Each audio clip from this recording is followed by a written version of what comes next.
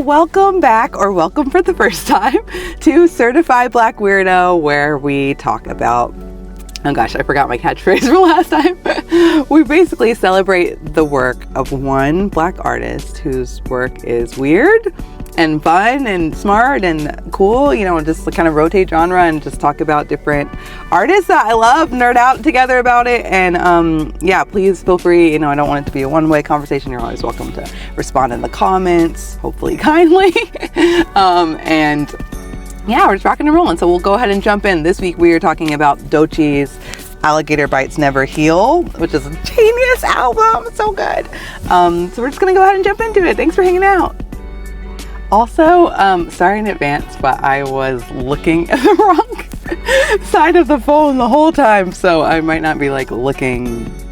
Wait, am I looking at the camera now? I don't know how this works, but if I'm looking to the side the whole time, I'll try to fix that next time. Okay, thank you, bye.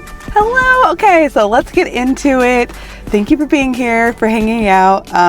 Yeah, we're talking about Doechii's Alligator Bites Never Heal this week. It's album week, which I'm so happy that we're doing because, you know, I read a lot of books, watch a lot of movies, watch a lot of TV, but I don't always like intentionally and actively listen to music. I kind of just like listen to the same songs and albums over and over and over again, often from high school. Which is becoming increasingly problematic with everything going on. But yeah, so it's nice to like sit down and listen to an album and kind of think about how is this put together? What are the themes? Like, how is it? Yeah, I guess how does it work as like an art piece? And yeah, especially because I've been writing more poetry and kind of been focusing on that, reading a lot of poetry, and I can see how albums are very much I mean, I guess we don't always talk about it. There's like some crossover, like with spoken word can feel like that. But, you know, the way that like a book of poetry is put together is like all of these small pieces that are in conversation with each other and kind of like transition into each other and have these same similar themes and are like constructed one way here and a different way there. And they're like, it's like this amazing art imaginative collage, and I feel like that's what albums are too, but it's even more impressive because it's put to music, which is like, how can you do that? And with albums like this one specifically, it just feels very, very, very tight. Like every song is a bop. Like there's not any songs that you're like, okay, anyway, next song. Like it's like, it feels like it was like, I don't know, I know that musicians, I mean, maybe everybody has like, you know, a project where it feels like, okay, everything that I've been trying to do to this point, like all of this work, all of the no's, all of the rejections, like culminated into like my very best work. And I feel like this feels like that, where it's like, it feels like a response to people saying no and saying like, you can't do it and you can't do it. And it's like, I can't do it. Watch me do it then. You know, it feels like very cool in that way. I'm gonna move this over a little bit. Oh gosh. Okay. We'll go back here. Sorry. My brain has like, I mean, everybody's brain's like this, but it always has multiple tabs open. One is like, what is this angle? The other one is this. The other one's like, oh no, I forgot to eat my snack. You know, it's weird. Anyway, but I guess this is fine. Okay. So yeah, so each time I like to talk about like, what is this art piece about? What did I like about it? What did it remind me of? Because I always think things are in conversation with each other and artists are in conversation with each other, sometimes consciously, sometimes not. I think that's super interesting, especially as like, I like to write essays, and kind of all of the essays most of the essays that I've written are like, there's this thing or this person or this piece of art or this idea or whatever, this point. And then it's bumping up against all of these other things in my brain, and like, how are those things connected and braided together, and where do they veer off and where are they similar? And so I always like to kind of include what one art piece reminds me of, because it kind of like, my brain's very associative in that way. So we'll talk about, yeah, what's it about? Sorry, I got my notes here. What's it about? What did I like about it? What it reminded me of? What was weird about it? Because the kind of theme of this channel is artists who sort of like go off the mainstream or go off the like well-tread path. What's it? The road that's less taken. I can't remember the whole poem by heart, but you know, that the idea of like, you know what, we're all talking about similar things, but I'm gonna go over here and like talk about it in this other way, or I'm gonna talk about these things maybe that we're talking about less, or I'm just going to get strange with it, surreal with it, odd. Like, I love that because it feels fresh. Like, and not that like things that are mainstream shouldn't be talked about too. Because that's amazing. Like, you know, it's important. All Black art is important equally to me for the most part. But I think sometimes we can see stuff that's weird as like, oh, why are you doing that? Just like trying to fit in. just like get with what everybody has agreed is cool, you know? And I have so much respect and admiration for people who are like, I'm gonna do my own thing. If you guys like it, you like it. If you don't, you don't, but I'm gonna do this thing and we'll see, you know? So we'll always talk about what's weird about it, and then we'll talk about what's next, because I like to rotate genre, which so far has been working good. It kind of keeps me from going, like, my brain also is like super hyper fixates, so I could go like movie forever, and then like not watch movies forever, and then go into TV. But I like to rotate because I think it kind of keeps it feeling new. Like, okay, now this week you'd have to find something in this genre. So next week we'll talk about what's next at the end. Okay. So what is this about? I would say, this is what I wrote. I would say that it's about Doechii exploring her experiences and emotions around trying to be ambitious as an artist and grow as a person. The vulnerability that comes with that, and sometimes the disappointment, but sometimes the results you want. Sorry, this doesn't make sense. And excitement that comes regardless when you're enduring and continuing to grow. Okay, that was kind of all over the place. But basically, to me, I felt like a lot of the themes were like, I want to be this person that people experience the art of often, and you know, I'm visible in that way. That sort of seems like what she's saying. And like, how do I do that? Like, how do I balance that and the journey to get there with the rest of my life? And like, how do you deal with the disappointment that comes with it? How do you deal with the success, which can also be kind of a curse? Like, how do you stay in conversation with other people, stay in conversation with yourself? How do you move through those things? And I thought this was really beautifully done. And it took her to, I mean, I don't know if this was where she blew up, but this album is amazing and like so well done. And I think that she really took off with it. And then she also so, like, you know, I've heard, I hadn't listened to it all the way through, I don't think, but I've heard a lot of the singles. Like, there's like Catfish on here, Nissan Altima on here. What's the, oh gosh, my brain.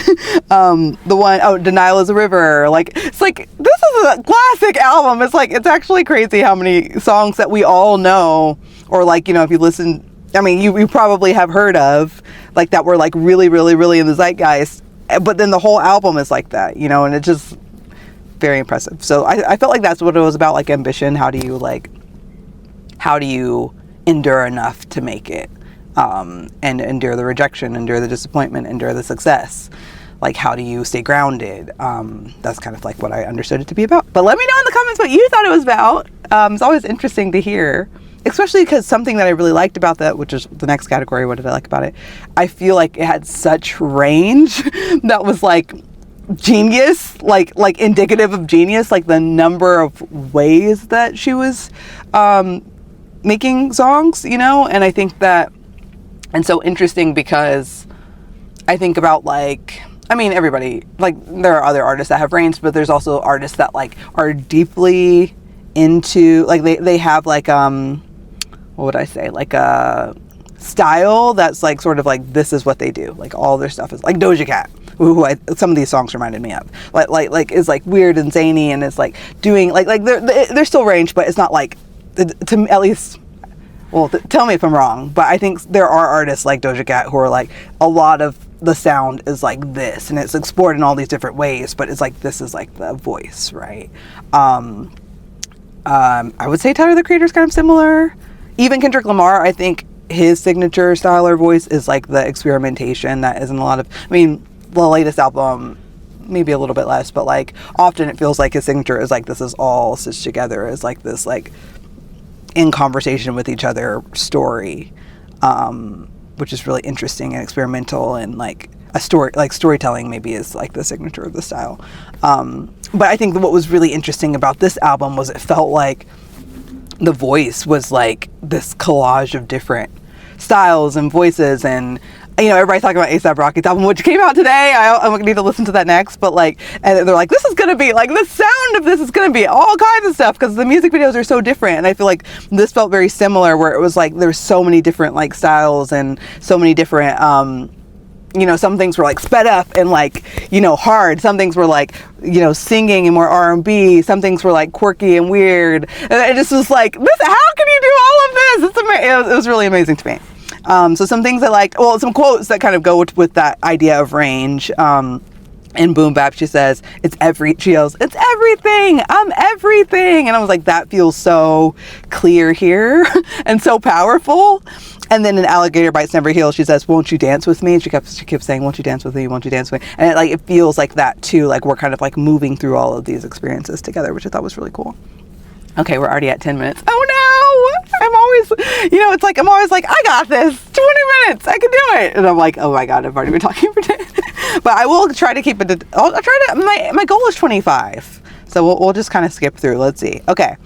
Yeah, so I loved how bold the project was. I loved how it explored her hope of wanting to become big in this myriad of ways and expressions. It felt very intentional. It felt like every song was very cared for. It didn't feel like anything was like a song that was just fine, was snuck in to the middle. It felt like it was like consistently paying attention. And when I listened to Frank Ocean, I had the CD, and so I was like reading the notes as I went, or like the lyrics. Whereas with this one, I was listening to it on my phone. And I was cleaning, like me and my partners. We have had a mountain of dishes. We're trying so hard to figure out the dish stuff. We're doing a pretty good job. Our system right now is every day that we do a little bit of dishes, we like check it off on our whiteboard that we have. And so we can see how many days it's been in between. Oh, okay, we got to get today. So I was trying to tackle it for today. So I was listening to it while I was doing that. But I felt like every song I was like kind of like just paused listening, or I was dancing, or I was like writing down notes. You know, it felt like so intentional all the way through that you couldn't, like, it feels kind of similar to listening to Kendrick Lamar, where it's like you can't just be like, yeah, this is just background, I'm moving along. It's like, it feels like you need to be listening.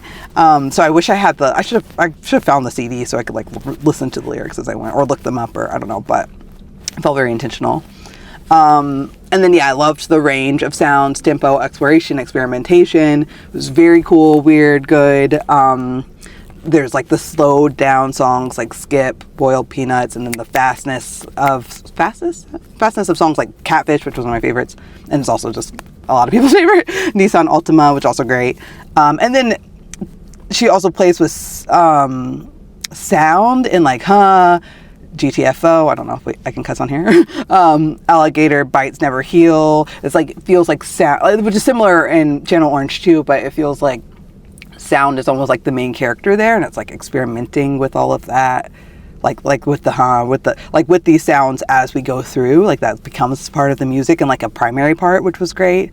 And then, like, you know, a lot of the album, she's very bold, she's confident, she's like got some bravado, which you need to survive in LA in general, and especially as an artist. But as somebody who's like a very emotion driven and also a Scorpio, see the black sweater, I love stuff that's kind of vulnerable and a little bit dark or a little bit sad, but vulnerable. And so one of my favorite songs on here was Fireflies. You know, wanting to love someone, kind of wanting to stay in that good feeling. And the next song is like kind of about it not working out, it feels like, in the transition. But I really, really, really, really like that song. Like, it felt like so open and vulnerable and transparent in a way that you like can't always be when you're trying to be successful.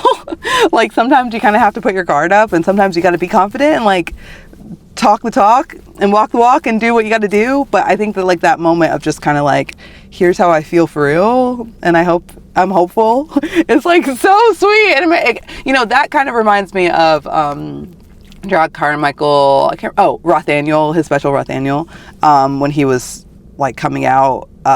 It felt similar in moments where, yeah, I don't know, it just felt like you're just being like, this is how I feel, this is where I'm at, I don't know what's gonna happen. And I really liked that. So Fireflies was one of my favorite songs on there.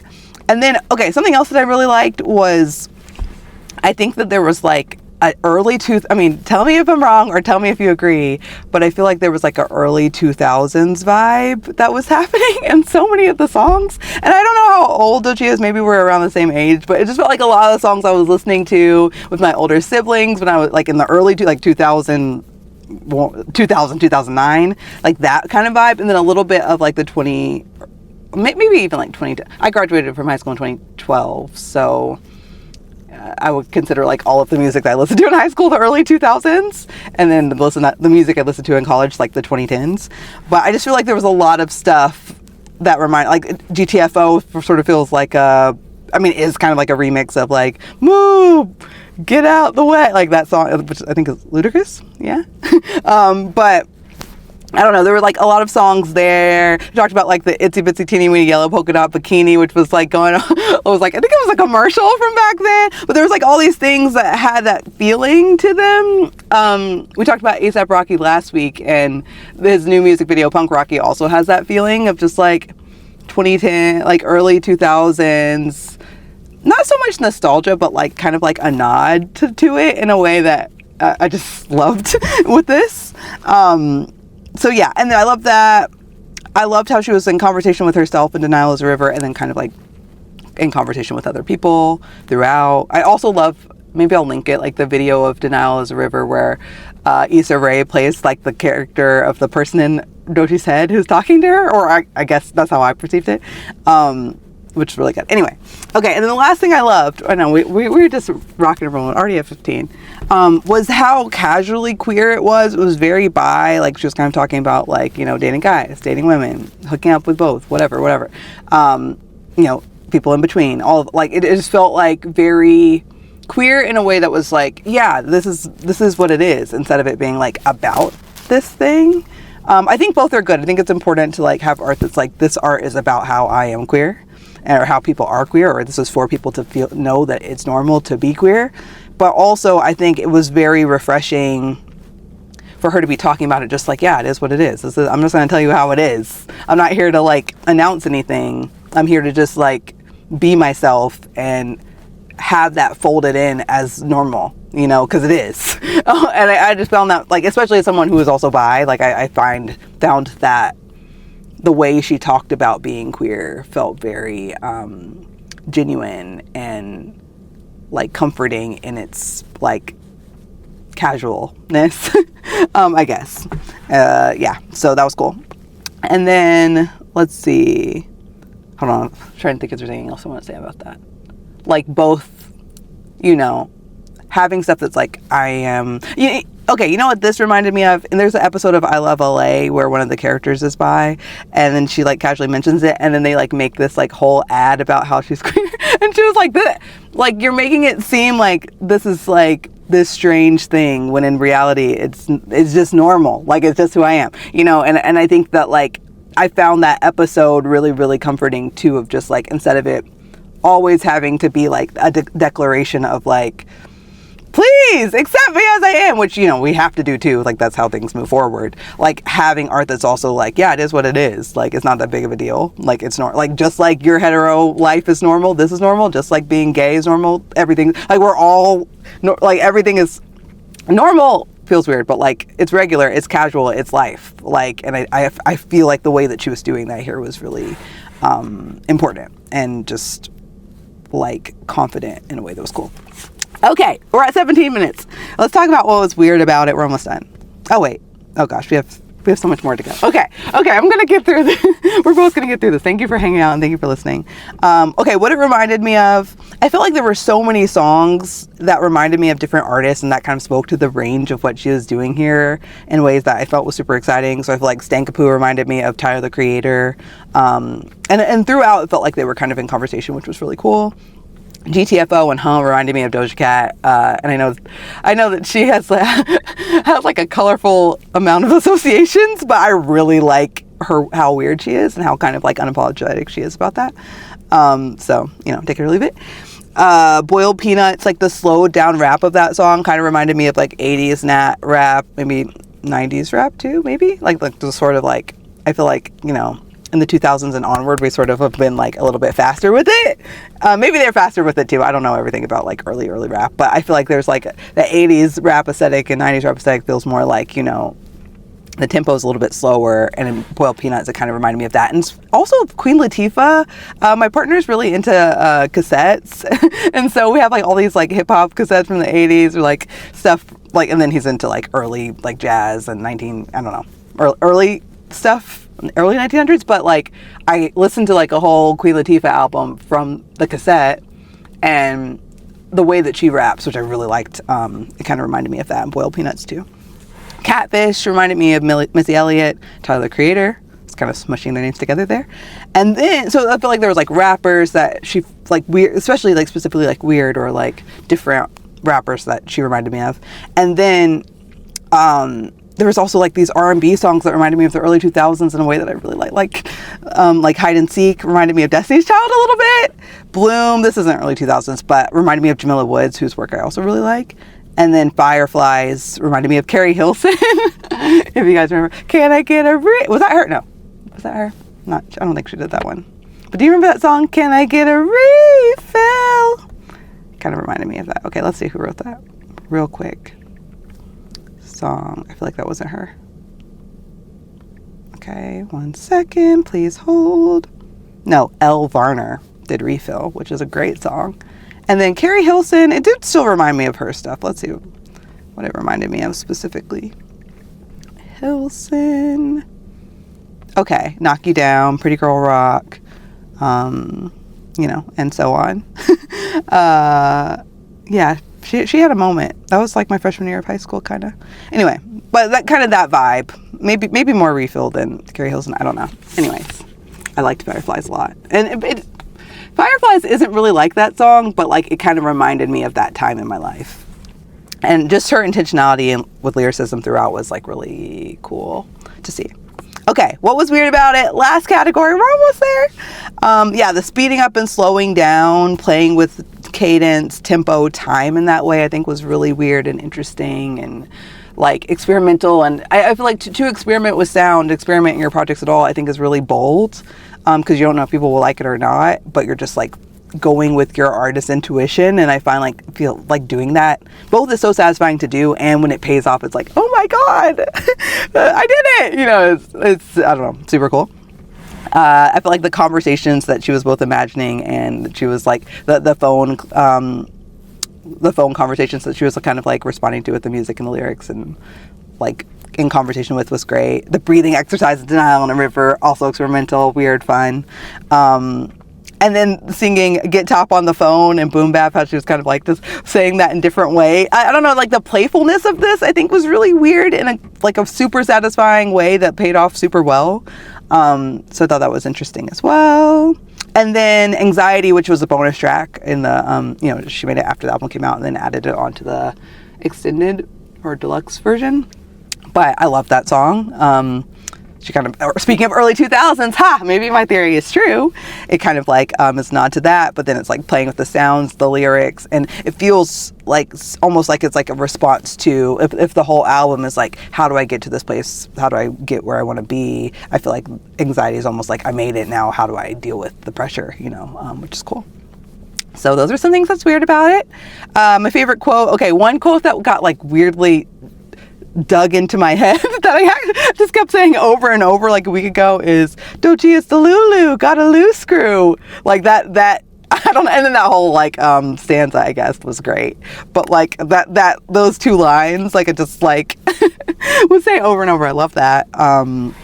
I don't know if I can cuss, but I loved how she said, I pledge allegiance to the mother effing prophet be, you know, okay, it sounds really dumb when you don't say the actual words, but, or not the lyrics, but me just censoring myself, but, I don't know, I really like that song Prophet and just kind of thinking about like, who am I doing this for? Should I just do what people tell me to do, or do I need to do the things that like I actually want to do, and how do I make sure that I'm still successful? And those questions I thought were really interesting, as well as the questions in Stankapu that was like, what if I die this way? What if this happens? What if that happens? Like those questions I think were really thoughtful and like propulsive. But I like this. And then it also reminded me how we used to pledge allegiance to the flag in school. I don't know if they still do that, but that was like when the intercom, it would just come with the intercom and we all had to do it. I I remember when I was in high school, my principal one time, we were like, people were kind of like messing around in the hallways, like playing this weird game where I think it was like, the dart game where like you blow a dart and then the person like falls down. And it was like causing a lot of chaos, and she got mad at us, and she was like lecturing us through the speaker, like the whole school. But we had to like look at the she was like, look at me, everybody look at the speaker while I'm talking to you. It's like, I don't know, it's funny because like in high school, intercoms are such like a big character in your life, and then you go into your life, and I never have interacted with the intercom really since except for like at the airport. So it's just interesting. Anyway, so I like that quote, and then I loved in Boom Bap House. She's like, it's everything, I'm everything, because she very much is, and this is so expansive. Anyway, so those are some things that I liked about it, I thought was weird about it, favorite quotes. Let me know, in the comments if you want, what was your favorite song, or what did you like about the album? Favorite songs, what did you like about the album? And what it reminded you of, or your experience listening to it. Yeah. So thank you for listening, and next week we're going to be talking about a TV show. I watched season 1 of Vince Staples' show, which I really, really liked. I watched it in one sitting. It was really good, so maybe we'll talk about that, but I'll give you 2 options on Substack. Substack will typically have like some video like that I found on YouTube that's related to the art, so maybe I'll do some video of, maybe a video of Doechii and Issa Rae singing or rapping or performing Denial is a River, or like that video where she hasn't made it yet and she's like, what should I do? I just got fired from my job. I love that video. I don't know, put something in there, and then it'll have like all the things that I referenced, and then a poll where you can vote for the next week. And yeah, so Vince Staples show, that's definitely an option. I would love to talk about that. And then Chewing Gum with Michaela Coel is another really weird TV show we could talk about, so we can maybe pick one of those, or you guys can put other options in the comments there as well. Okay, thank you for hanging out. I love doing this. It's really fun. It's like I did my PhD in Black culture, and I was able to talk about this stuff all the time, and then I graduated, and don't talk about it so much like in person. Like I write about it, but not so much. I'm not just like talking about it so much. Well, with my partner, we always talk about everything Black culture related, but not so much like with other people in the world. So I really appreciate you guys like engaging and just being in the space with me, because it's been super fun. Okay, well, I'll see you next week, and in the meantime, take care of yourselves, take care of each other. There's a lot going on in the world, and it's really violent, and I hope you stay safe and figure out how to look after yourself, the people in your life, and people you don't know. Like, try to figure out how to help. We want to, like, when we're all old, or if you're already old when you're older, we don't want to be the people that did nothing, because there's definitely been times like that in history where people did nothing, and that's kind of embarrassing. Like, you just let violent things happen and you just did nothing. So how do we take care of each other and take care of ourselves, and like, protect each other is important. And it doesn't necessarily mean you have to be violent. I'm not saying that, but I am saying, like, have a backbone, stand up, like, decide what your values are, and figure out how to, make sure you're honoring them. Anyway, okay. Talk to you soon. Bye.